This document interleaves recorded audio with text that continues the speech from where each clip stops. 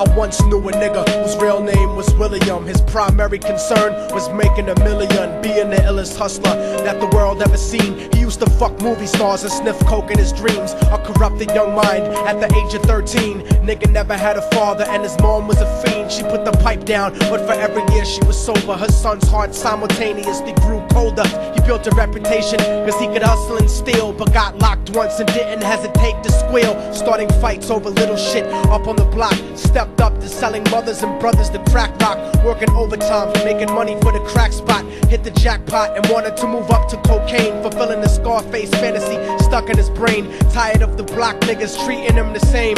He wanted to be major like the cutthroats and the thugs, but when he tried to step to him, niggas showed him no love. They told him any motherfucking coward can sell drugs. Any bitch nigga with a gun can bust slugs.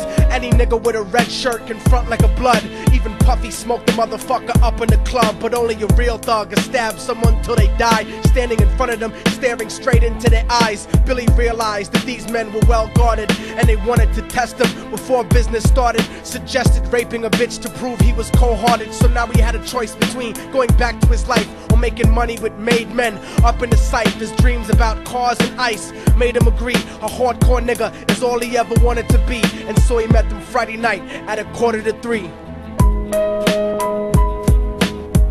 I'm falling and I can't turn back.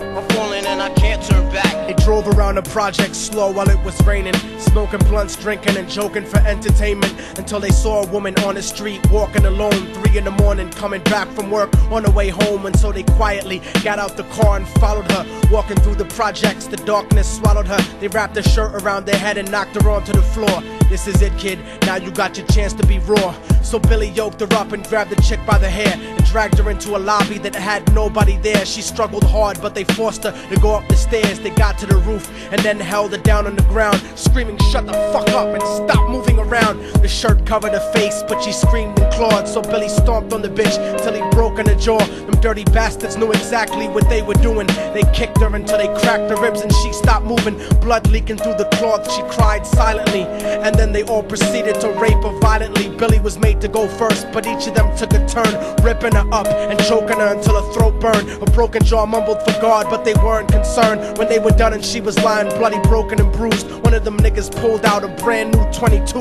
They told him that she was a witness for what she'd gone through, and if he killed her, he was guaranteed a spot in the crew. He thought about it for a minute, she was practically dead, and so he leaned over and put the gun right to her head. Right before he pulled the trigger and ended her life, he thought about the cocaine with the platinum and ice, and he felt strong standing along with his new brothers. Cocked the gat to her head and pulled back the shirt cover, but what he saw made him start to cringe and stutter, cause he was staring into the eyes of his own mother. She looked back at him and cried cause he had forsaken her. She cried more painfully, and when they were raping her, his whole world stopped. He couldn't even contemplate. His corruption had successfully changed his fate, and he remembered how his mom used to come home late, working hard for nothing, cause now what was he worth? He turned away from the woman that had once given him birth, and crying out to the sky cause he was lonely and scared, but only the devil responded cause God wasn't there. And right then he knew what it was to be empty and cold, and so he jumped off the roof and died with no soul. They say death takes you to a better place, but I doubt it. After that they killed his mother and never spoke about it.